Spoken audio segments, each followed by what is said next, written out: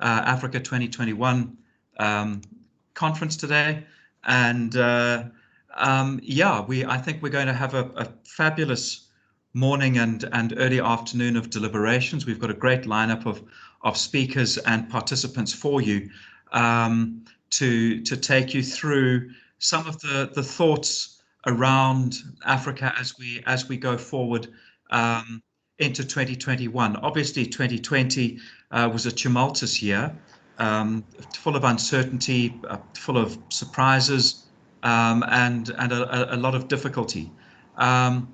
Moving into 2021, just because we've changed the year doesn't necessarily mean circumstances have changed. But I think what we want to do is get a sense from the speakers and the participants in our panels as to where they see this year going as we move towards different countries and regions rolling out vaccines, hopefully starting to overcome the pandemic and getting back to some kind of normality, whatever that happens to be, and hopefully seeing where we go from there, what the year holds for us. Just in terms of the procedures, I will be. Let's see if I could just bring this up. There's the program for you. So what we'll first start off with is a panel discussion. We have three really great speakers for that, looking at how does Africa recover from the impact of COVID-19 in 2021.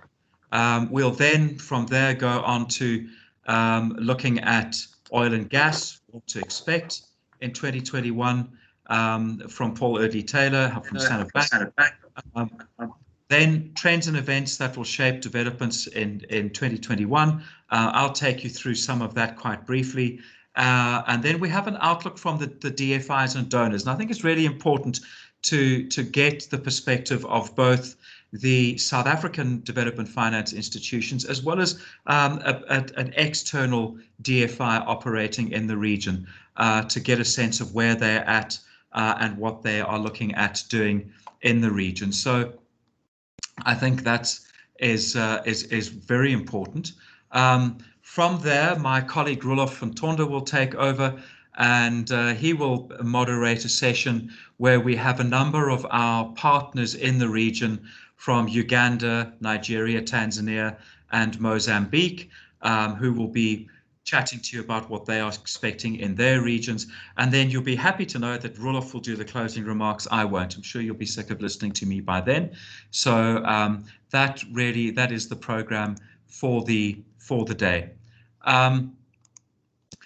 What I would also like you to do is to please switch off your cameras and your sound, just for the quality of the proceedings. So I see there are still a couple of people with their cameras on. If you could please switch them off for us, as well as I think most of you have your sound off now, other than those who are going to be involved in the first session that we've got this morning. So I think I don't want to belabor any points.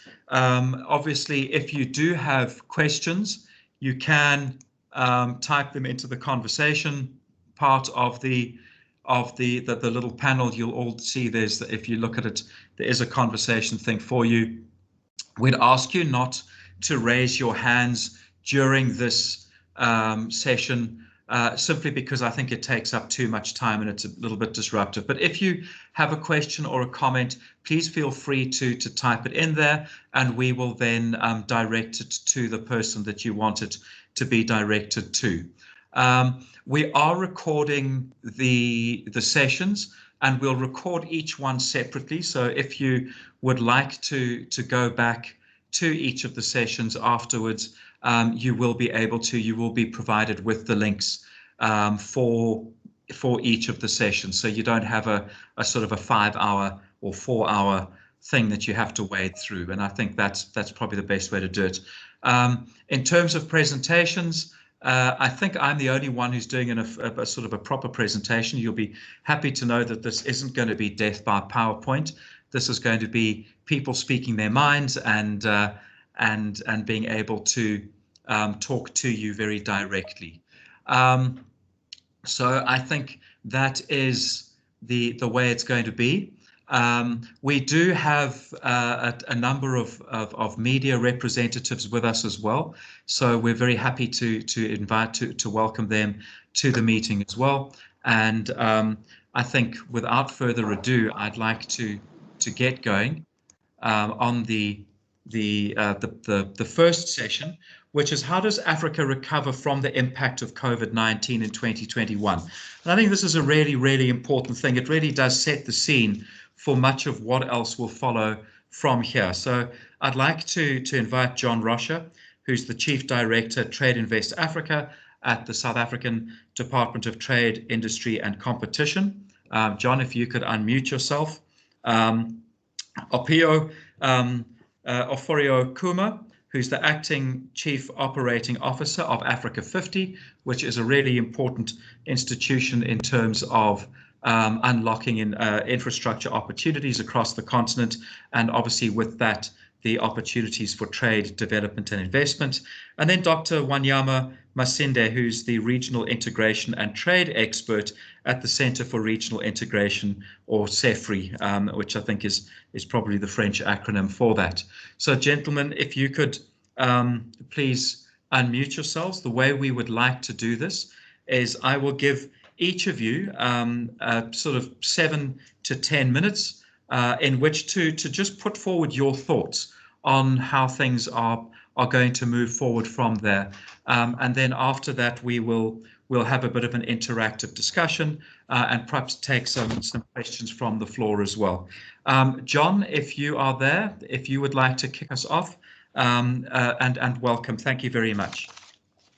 Thank you, Duncan. Good morning to all the participants, and thank you to Africa House for organizing this event and inviting us to share some thoughts and about the economic recovery of Africa in this area of COVID-19 pandemic. Just to start, I was looking at some numbers because I think that sort of also gives us some sense of what's really happening on the ground, and also gives us some indicators on what the prospects are for us to, for the continent to embark on an economic recovery process, but also what are some of the bottlenecks that we may face as we try to embark on that route. So when we look at the numbers, I mean, Africa currently, as of yesterday, had about 3.5 million cases, of which 2.9 around about there were of recoveries. The whole of Africa is about 85,000 people died, and 446,000 active cases, and most of it, South Africa is really dominant. So when you look at the numbers, you ask your question, is the situation really as bad as we should? One does not know why are the reasons for that, whether it's because countries are not testing enough, but that's the numbers that we currently have.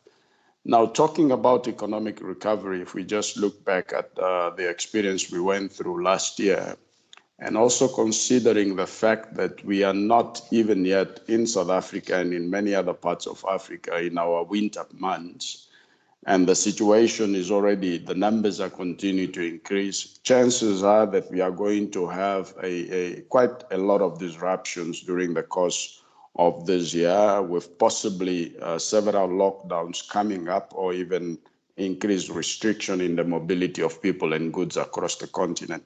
And that in itself is going to have a serious impact on the ability of countries to recover.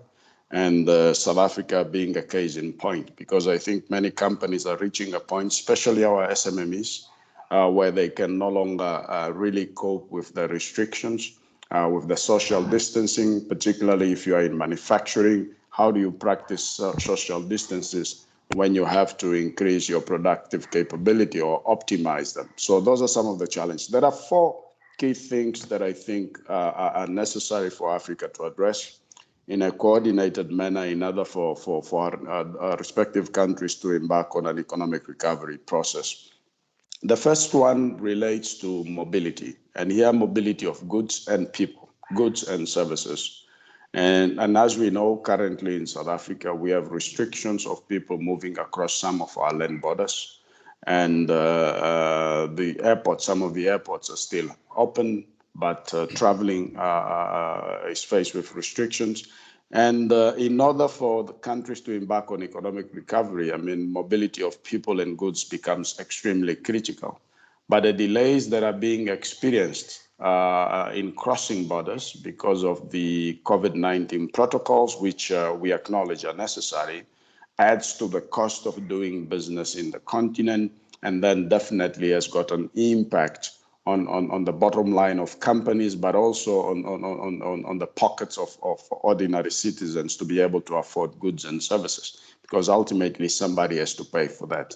And I think this is one issue where across the continent, a lot still needs to be done to find a way that countries, the measures so far adopted by countries are done in a very unilateral manner. And I think there is a need for better coordination and alignment and harmonization of measures to ensure that the decision taken across one border does not have a negative effect on the business community itself. I mean, we have seen this during the month of December in our borders with Zimbabwe, for example, but also with Mozambique, the delays that we experienced there. But it was also due to the large influx of people that we saw going into our border. So mobility becomes very critical. And South Africa in particular, in the Southern Africa region, being a country that is a provider of services into many sectors, the mining industry, oil and gas, and also in agricultural sector, it has a serious impact because it's not always that people want to fly. Sometimes they want to drive, but now with restrictions, everybody needs to go and fly, and that also adds to the cost. The second area that I think is important to unleash economic recovery is with the disruption in global supply chain and also the starting of trade under the AfCFTA.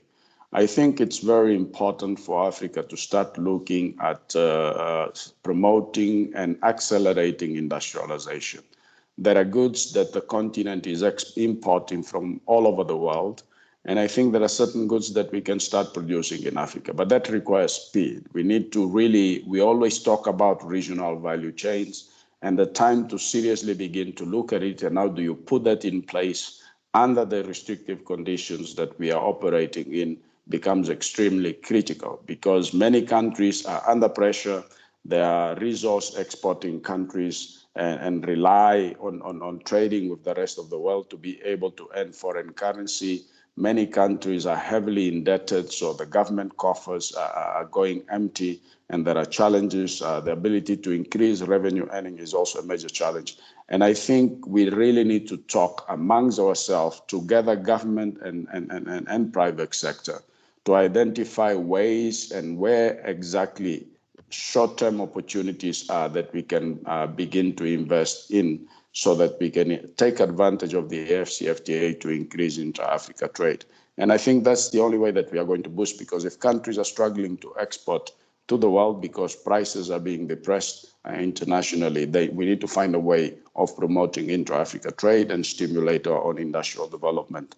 The third aspect that I want to raise is infrastructure development. We saw the constraints that our border posts, particularly our road infrastructure, had in handling large influx of people. And I think in part it's because our, particularly from a trade perspective, our borders are not designed really to handle that type of influx. And if you look at our borders, normally you have largely two-way roads going in and out of our borders, which does not cater for the separation of trucks from the normal ordinary passengers, from the bus lanes, and that creates congestions in the border posts. And I think these are some of the practical realities that we need to address. So which infrastructure do you identify? Which infrastructure do you develop? Is it a one-stop border post, but also looking at the roads, looking at the truck stops along the routes? Those are practical measures that we really need to look at. But it will require, lastly, alignment, coordination, and harmonization between countries. I think we need to really seriously begin to invest in that process. And as the DTIC, we have commenced with some engagement with Zambia and other countries along the North-South corridor. We have initiated a process also with along the Maputo corridor. And the intention is to then begin to expand and incorporate other countries, including the Trans-Kalahari going via Namibia into Angola as well, and also looking at how we can make an impact on the Tazara corridor as well, because those are the major trade routes and are critical to stimulate economic growth and recovery. Thank you very much, Duncan.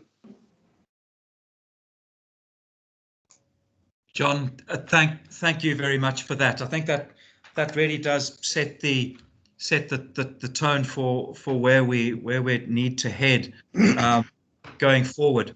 If I could ask Opuiyo from Africa 50, if you would like to, and I think perhaps you can build on some of what John has also said, but if you could give us your thoughts on how we need to react to COVID in 2021 going forward. Thank you, Duncan, for that introduction. Good morning, everyone, or good afternoon, depending on where you are. And most importantly, thanks to Africa House for inviting Africa 50 to this very timely discussion today. Now, for those of you in the virtual audience who don't know us, Africa 50 is an infrastructure investment platform that develops and invests in bankable projects across Africa, functioning like a commercial entity. So we have, backgrounds as a development financial institution, but very focused on commercial and development impact outcomes. Our shareholding comprises 28 African countries, the African Development Bank, AFDB, and 2 African central banks. And we have a wide mandate that covers investment across most sectors, but we focus mainly on mid to large scale projects in power, transportation, ICT, and midstream gas. We leverage our equity and our expertise to bring in other partners and to speed up early stage project development. Now, as we all know, no country in Africa has been spared by the COVID pandemic. Economic gains of recent years have been eroded, and the AFDB, for example, estimates that Africa's GDP may have contracted by as much as 3.4% over the last 12 months, down by over an average of 7 percentage points from the pre-crisis growth estimates. But the first step of any economic recovery plan should be to find ways to halt the decline as soon as possible. Unfortunately, COVID at the moment appears to be gaining new momentum in Africa. And the second wave appears more deadly than the first, with a reported mortality rate of around 2.5%, which is above the worldwide average of 2.2%. And new cases have reportedly been growing by 14% a week over the past month. So I certainly agree with John's opening remarks that COVID is still here, and we still obviously need to take it seriously and think carefully about how we tackle it. Healthcare systems on the continent have been under severe strain as well, like in many other parts of the world. But in Africa, there's only one country, the Seychelles, that has been able to start a national vaccination campaign. And according to the World Health Organization, only 42% of African countries are prepared for kicking off inoculation programs should enough vaccines become available to us eventually.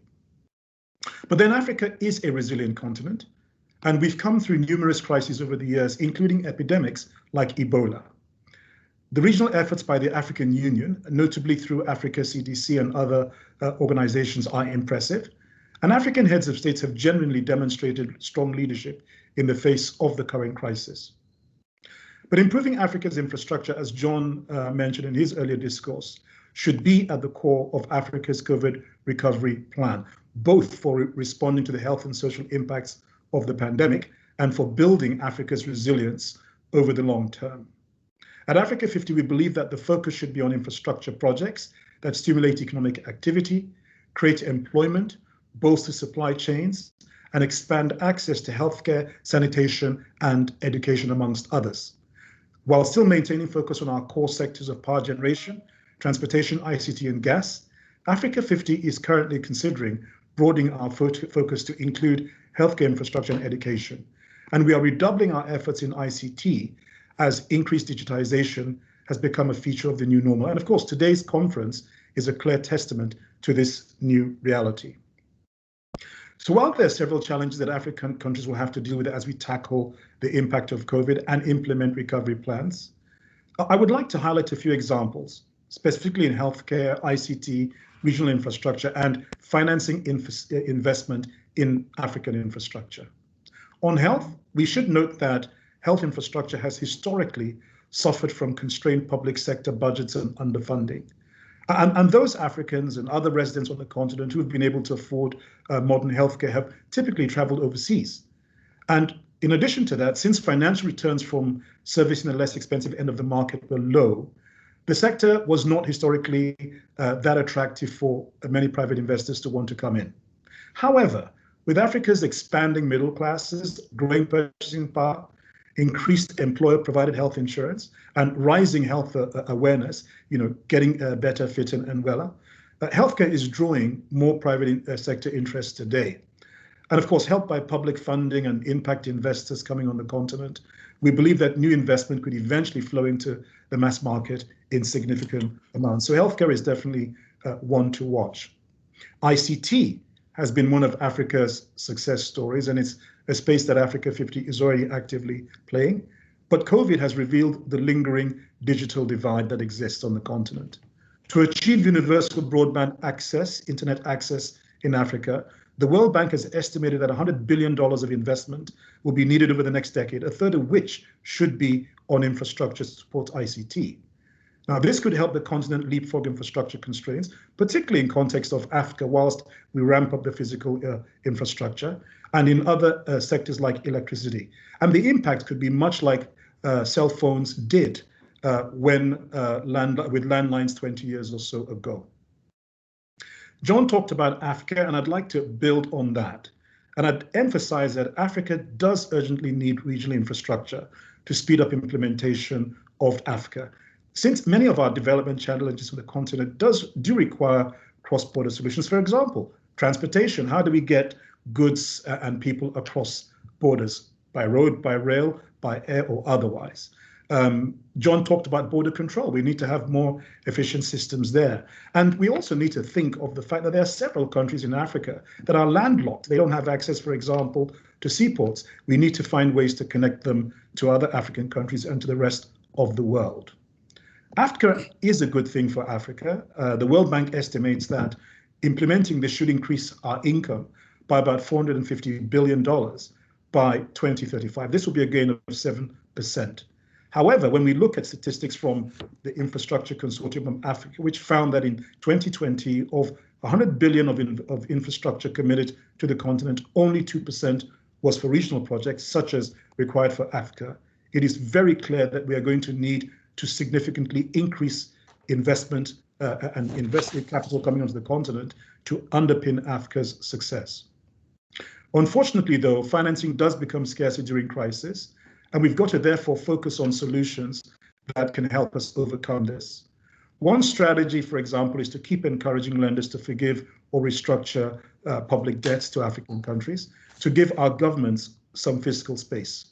Another is asset recycling, an idea that Africa 50 strongly advocates for, which can enable governments to unlock capital tied down in infrastructure assets that they don't actually need to fund themselves. We can do this by offering these assets to private investors under a concession model.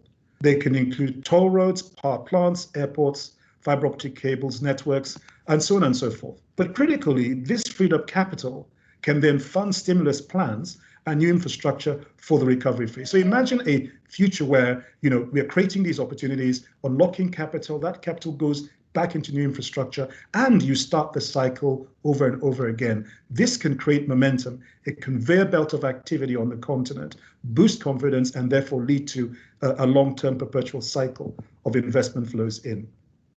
We definitely have to reverse this capital flight that has been brought on by the pandemic, and we will do this by developing infrastructure projects at the early stage so that we make them ready to receive investments and offer attractive and risk-adjusted returns to investors. Also, DFIs can help, especially in the area of providing risk mitigation instruments and credit enhancements to deal with some of the challenges that developers and investors have long cited about investing on the continent.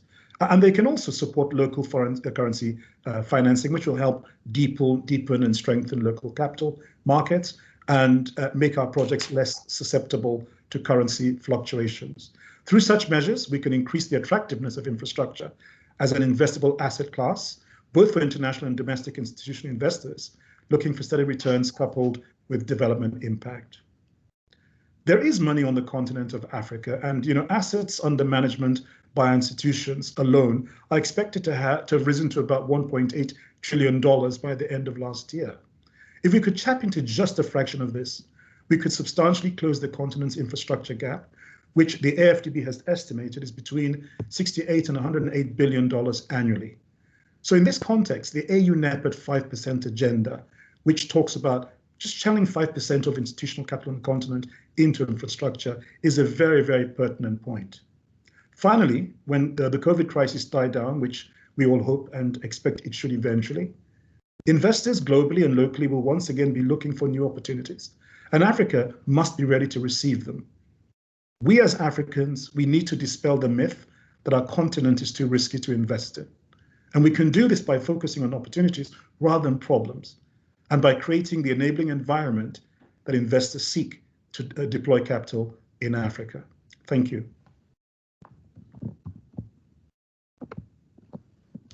Opuiyo, thank you very much for that. And I think it's really great to hear the work that Africa 50 is doing, and also I think the forward-looking nature of what you're doing, and I really the fact that you're saying that we need to be ready when the investors return. Let's hope they return sooner rather than later. And I think that for me is a critical part of this, is not being left behind when investors do pitch up. So thank you very much for those thoughts. Our final speaker in this session, panelist, Wanyama Masinde.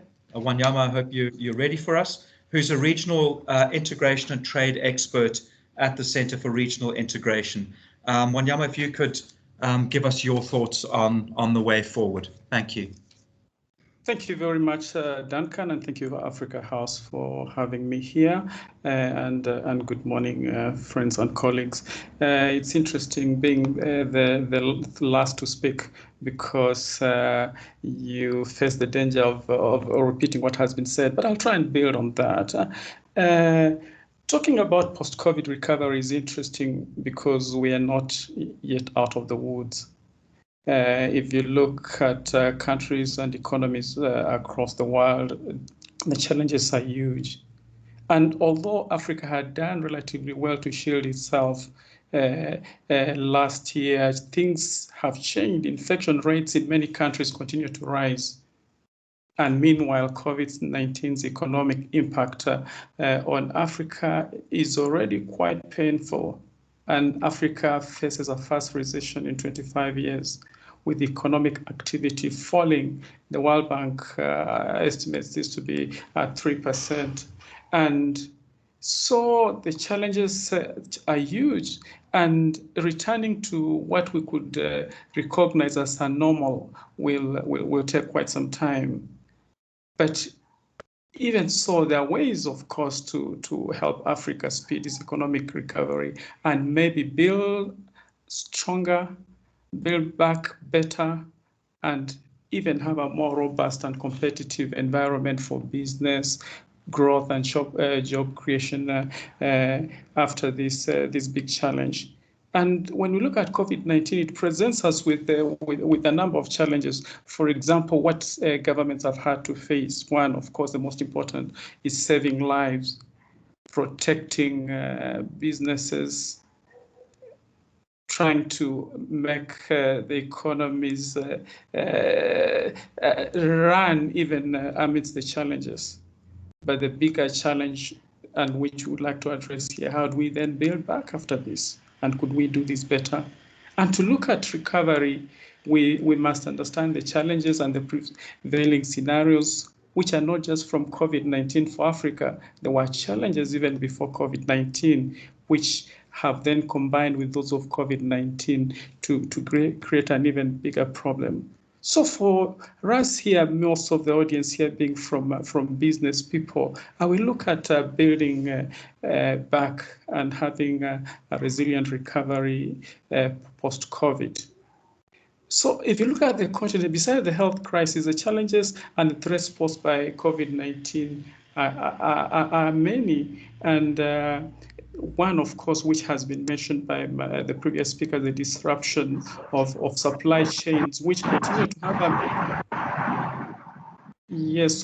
to have a major negative impact on supply of goods, on doing business, not just across the continent, but Africa has usually relied on external markets, and getting goods there with lockdowns presented a huge challenge. Governments are were facing unsustainable debt even before this challenge. So the crisis has only tightened the fiscal space further. And of course, other challenges like climate change. If you look at the Horn of Africa, there's a locust plague affecting food security there in the future. And a number of countries on the continent are also heavily reliant on the services sector. And as you can see, the hospitality industry has been hugely affected. And this has impacted on the GDP. In fact, in some regions, the services sector contributes nearly 50% of GDP, which gives a picture of the challenges that we face. And so, dealing with this crisis requires mobilizing more investment through maybe domestic resources, because from the challenges that have arisen from COVID-19, Africa realizes that we must indeed depend on ourselves. And we need to invest more in public health. This offers many opportunities, because with lockdowns, those of us who are used to going outside of our countries to seek medical attention have not been able to go out there. And we also need to look at regional integration, because Africa then realized that we can only get goods from our neighbors or near neighbors because of these lockdowns. And if you look at reliance on oil, the oil prices dropped, and this created more challenges. So we need to look at these challenges and see these scenarios and see what Africa can do. So the pandemic points us to a number of sectors that, as business people, we could look at going forward. First, from the challenges in supply and ensuring that the supply chains, the logistics sector continues operating, we need to build infrastructure, yes, but let's look at roads. Let's look at roads. The continent is still not very well connected. For instance, and the need is huge, because if you look at countries, let me use the example of Uganda, they carry, for example, 95% of the freight traffic and 99% of passenger traffic by road. And if you look at the road network across the continent, there's a huge challenge, and there is an opportunity there for investment. Sustainable roads also connect people to jobs, to education, to health. We need roads even to access COVID medical attention. We need roads to link communities, to generate income, to reach markets, to boost regional integration. So roads, railways, air links are all necessary for the continent, and we have seen that through COVID-19 there is a huge gap which we need to fill. John and Opuiyo have already mentioned the need for digital infrastructure, and COVID-19 has catalyzed the adoption of digital technologies that are helping to connect businesses and customers with their suppliers, to link students to their teachers, convene families and friends. And while some of these binding of the social and economic fabric was already happening on the continent before COVID-19, Africa's digital potential remains untapped. there is a huge gap. Even when we've had recent continental meetings, Africa Union Summit, ministerial meetings, we've even had challenges of connectivity. There you see the continent is huge with lots of diversity, with many challenges. So there's a challenge that needs to be addressed, and for businesses, it's an opportunity for businesses to address. And I won't go into the figures because Opuiyo already mentioned the gap that is needed, 180 billion economy here. And it's important that we think about this gap. Then if you look at COVID-19, still on digital infrastructure, is that COVID-19 has led to lots of innovation, not just in the digital space, but even among small and medium enterprises. We have tailors across the continent who are making life-saving masks, their cash transfers supporting businesses. Africa has just realized that we need to be innovative and go into manufacturing. So it's not just about digitization, but local production and local manufacturing is key. And it has stressed the urgency of local production besides regional integration so that we can harmonize our policies and address local needs and help Africa accelerate progress and economic gains. And also, looking at something else, I did mention the challenge that we have with locusts. For example, in the Horn of Africa, we've had many challenges, but the continent has been uniquely affected by the pandemic when it comes to food supply chains. It reveals underlying vulnerabilities that threaten to bring a different crisis. And this also gives us an opportunity to look at what we could do, not just in food production, but food supply chains across the continent. And even when we look at infrastructure, we also need to look at infrastructure going into the rural areas where most of where the food production largely takes place, to take it to urban areas. And even in urban areas, there's a lot of demand for infrastructure, urban infrastructure, water and sanitation, which all need to be addressed. Opuiyo also mentioned risk financing, because the post-pandemic transition to fiscal consolidation is important to improving debt sustainability on the continent, and especially for this region, so that countries can strengthen their financial resilience, not just to ongoing shocks, but for future shocks. And of course, financing for business is important because there are lots of gaps on the continent that need to be addressed.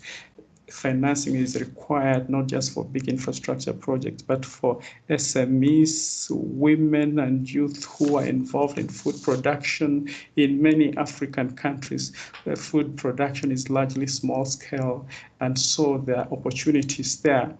And of course, we hope that Africa is going to manage with regards to vaccinations and addressing the attendant costs. And so if we look at what's happening from 1st of this month, when trading under the African Continental Free Trade Area kicked in, this is one of the solutions. Of course, beyond vaccinations, how can Africa recover and get back better with the free trade area expected? As Opuiyo mentioned, the World Bank estimates that there will be an income of up to $450 billion by 2035. This is an ambitious plan for Africa, and building on this, the continent can recover, and learning that from COVID-19 we couldn't access European market, European sources of our goods that we are so used to. Then we need to work with one another on the continent. So the opportunities from a more integrated and diverse trade across the continent are evident. There are already benefits accruing from this from what those who have been innovative, from those who have seen that they can supply the continent at this time, can learn from. If you look at West Africa, work on currency harmonization is ongoing. There are trade hubs. If you look at Cote d'Ivoire, Senegal, there are lots of changes taking place there. If you look at East Africa, there are lots of opportunities. There are opportunities in this region.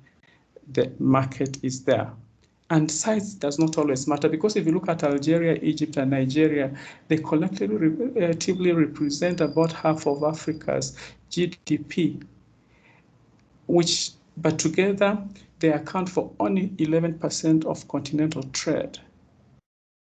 Most of the trade is elsewhere, but with the African Continental Free Trade Area, you can see that there is a huge market for us to supply there, so that the intra-African trade can grow, so that looking outside is addressed, because at the moment we have learned that with COVID-19, Africa needs to be prepared. So for you as business people, look at this. Africa lacks infrastructure to support dynamic internal trading and relationships.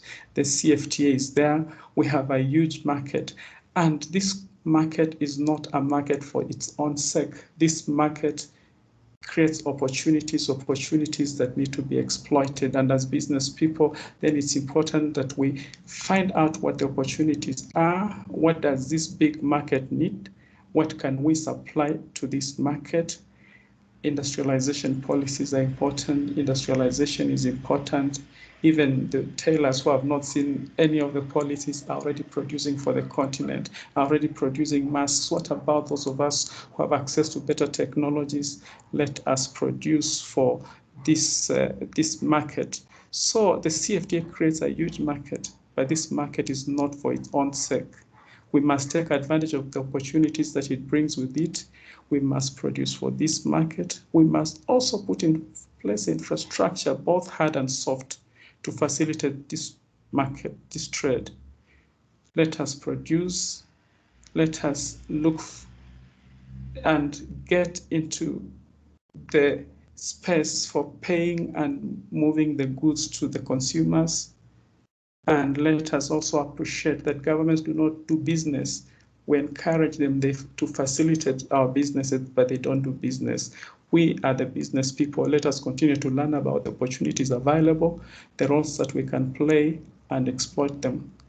And from what my colleagues have said, and together with these measures, Africa's road to post-COVID recovery will get a push that it needs if we plan well, if as business people we encourage and learn, we encourage one another, we encourage our government to assist us, and appreciate that borders are slowly but surely ceasing to be a hindrance for us to do business across the continent.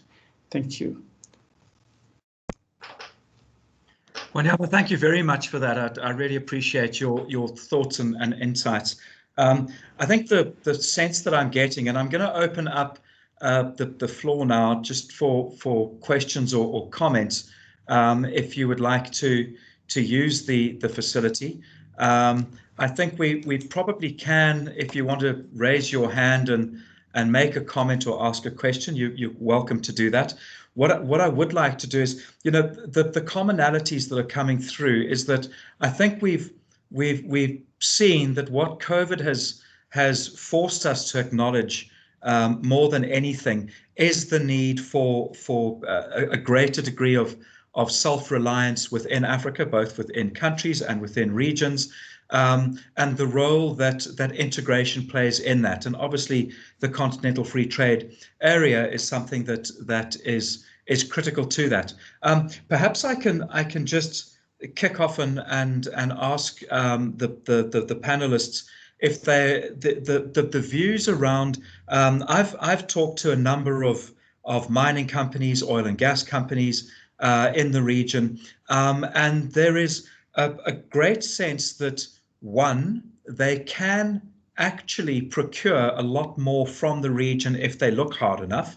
I think perhaps from the perspective of major investors, the big resource companies, oil and gas, mining, and so on, that there was almost an acceptance that, well, when you invest in Africa, you just bring everything with you.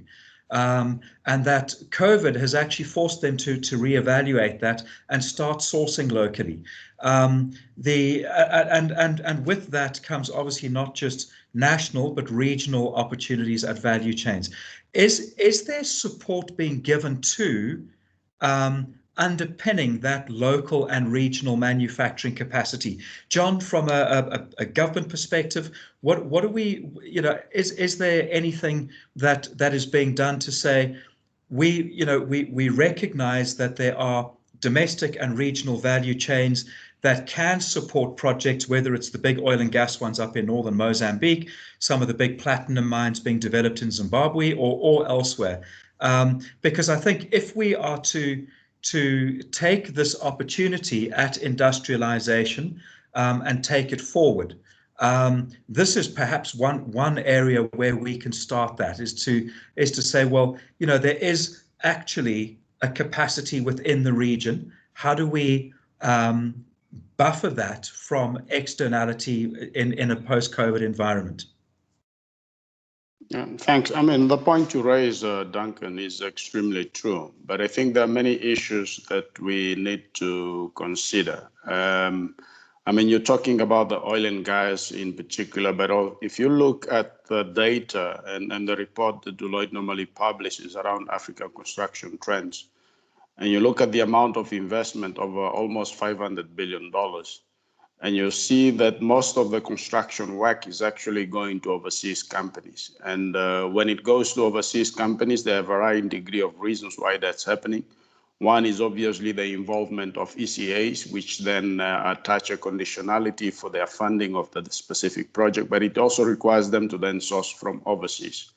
I think those are some of the practical realities, and I think our DFIs, some of whom are here and with whom we have been holding very serious discussions, I'm happy Africa 50 is also here, really need to put their heads together to see how do we then crowd in DFI money within Africa to ensure that more and more of this procurement is actually accrued to African companies. The second point that I want to share, so that I give my other colleagues an opportunity to comment as well, is that we seriously need to look at mapping our capability.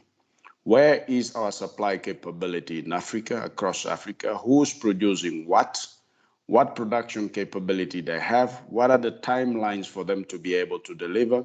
What is the levels of compliance in terms of international standards around that, so that when investors and project developers are coming into the continent, it becomes easier for them to have access to that information. Because I think there's a lot that has changed in the continent. We are producing many more goods and services, but I think we need to really do more to market and make project developers aware of what can be sourced there. And I think in addition to that, one other information that is critical, and I think one area where we need to pay attention to, when we talk of infrastructure, we normally just refer of the hard physical infrastructure. But I think our logistics and supply chain is one area where we need to see how do we improve connectivity there. The services that are needed to support our logistics and supply chain industry as well. So we need to package that information so that it makes it easier for project developers to know and be able to estimate and the costs whenever sourcing from Africa. I think if we do so, we'll make progress. Thank you. Great, thanks very much, John. Opuiyo, would you like to pick up on that? Yes, absolutely, Duncan. Thank you very much for that question. Look, at Africa 50, let me start out by saying that we believe that it is very, very, very important for Africa that we begin to do more for ourselves. And Africa, the whole concept of Africa is very much about that, Africans trading across our borders and trading with each other.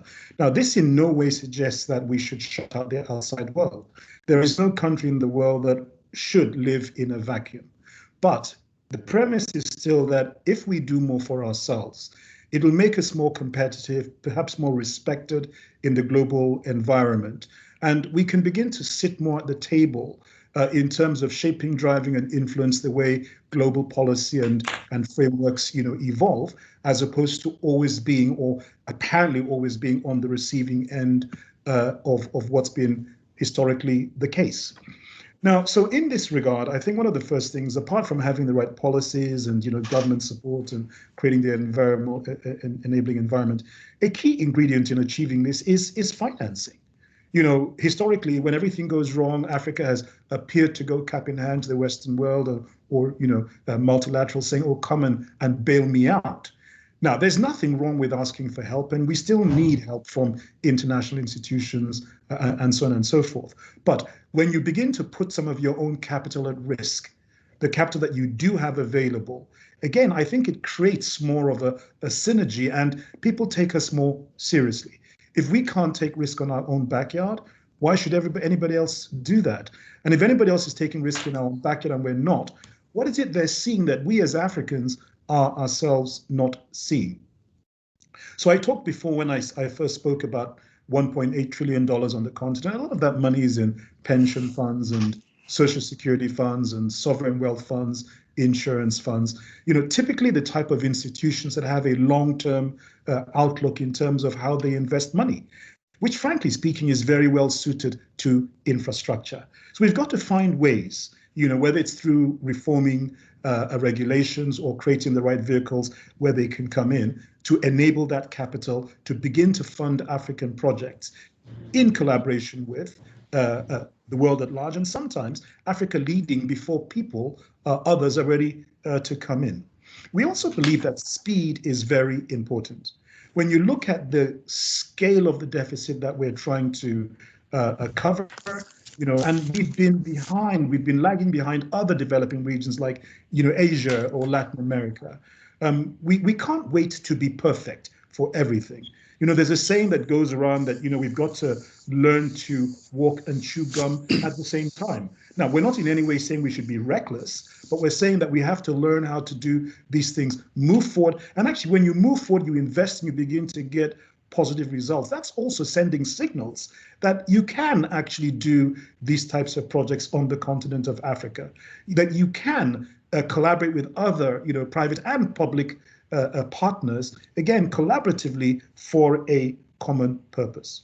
And in terms of focus areas, talking about industrializations, helping the mining industries, and I dare say many other industries, energy is a very critical resource. That is key to industrialization. And of course, Africa is amongst one of the continents with the lowest access to electricity. So we have to do more in that space. We also need to develop and build more domestic capacity and capability, especially in preparing projects. One of the things that we hear a lot of the time when we say, "Oh, but there's lots of opportunity in Africa," of course there is. The fact that we have a huge deficit itself says there's so much we need to do.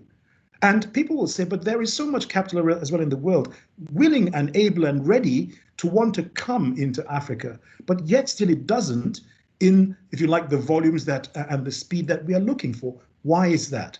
What we often hear is that it's because there aren't enough bankable deals for people to then deploy capital into. So the early stage preparation is so important. And we definitely need not only to increase our capital availability for that, but to also increase the skills that are required. At Africa 50, we do this. We know that this is important, and we definitely know it's a very skilled exercise. Now, when we manage to get bankable deals and we now bring capital in, another challenge is, but all the risks on the continent, and sometimes we believe the perception of the risk of Africa is higher than it really should be in practice.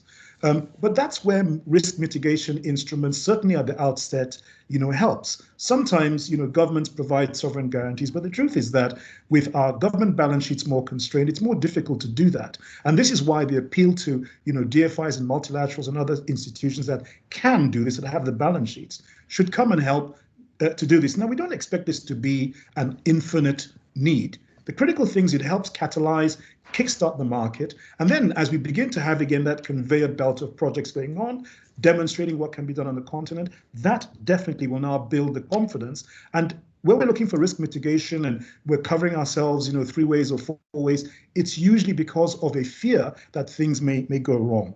The final point I want to emphasize, and that's because you talked about the mining industry, but this applies generally, is that we also need to be investing and developing projects in a socially, environmentally responsible and sustainable way.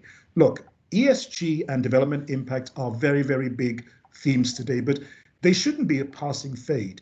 Africa, with our level of poverty and the need to alleviate that poverty, does require us to have a rethink. So it's not just about making good financial returns. We often market that about Africa and say, it's high risk and therefore high returns. We personally think that's the wrong message, because not everybody wants to take higher risk. People sometimes want to have a stable, predictable environment. But let's try and find a way to balance the double bottom line, get good development impact and also financial returns. And sometimes we will say, but you can't get the finances up in there because they want much higher returns. This is where, again, models like blended financing that brings in, a whole array of different players, some who are willing to do low returns for high risk, and the other way around, others who want high risk and high return, can pool together capital and then ultimately deliver projects in a way that the weighted average cost of that capital becomes reasonable, and the cost to the end user as well. Let me stop there, but certainly, I'd definitely say that there's a lot we still need to do, and that we can do as Africans by putting our best and our first foot forward and leading the charge. Thanks very much for that, and I couldn't agree more. I think that you've encapsulated nicely. Wanyama, maybe I can just throw you under the bus a little bit and ask in 90 seconds, if you could. We've talked a lot about the free trade area, ACTFA, but almost every country on the continent also now has local content regulations, particularly for major projects, but throughout much of their economies. Do you see a synergy between ACTFA and local content, or do you think that they are mutually exclusive? I think that one of the issues that Africa has realized now is that we must work together. We must work together, because you stay alone, you stay in isolation, and you are in big trouble. And for example, if I could link this to what you had mentioned earlier, for example, that we have, when it comes to procurement, is we have been forced by circumstances. And this pandemic is lesson enough that we cannot stay on our own. And so the CFTA, the African Continental Free Trade Area, is an opportunity for us to reform. That we cannot. The challenge sometimes is that even for those of us in business, we push our governments to make it easy for us to trade, but make it difficult for those in the neighboring countries to trade in our country. And yet you urge the other government on the other side to open up for you. You want to stay exclusively. You want to have your market, but capture only those. We realize we need to appreciate that we need to work with one another, and reform is key. And the other challenge is that if you look at it, is that we need information. What do we have? What can I do? I cannot do everything. Even when we are looking at the value chains, we need to know who can do what, when, and where. And the CFTA, in fact, gives us this opportunity. Countries are coming up with strategies on how to exploit the CFTA. And one of the challenges has been who has what competitive advantage in what area, what is our comparative advantage, what can we do here, and what can we do on the other side. And this gives us an opportunity for reform, and let's do that. It also pushes us not just to getting information on what we can do or who is doing what, but it also pushes us into information sharing, which we didn't do before. But now that we have to work with our neighbors, some of us trusted people in Europe, in the US more than we trusted our neighbors, but we've been forced to work with them. So this has also pushed us to build trust with one another, and regional integration coming under a common framework also helps us to build this trust. We have opportunities with information. Yeah. We have content. They also have content. Who can do what, where, and when in the best and most competitive and at the best price? Thank you. Thank you very much, Wanyama, and thank you very much to all three of our panelists. I think we've been given a great insight into where we currently stand with regards to COVID and what the opportunities are going forward. And I think that, for me, is the critical part of it, is the understanding of the need that Africa needs reform. It needs fast reform, and it needs to use the instruments at our disposal, whether it be as governments, as financiers, or as businesses, to start unlocking those. We will be going to Paul Eardley Taylor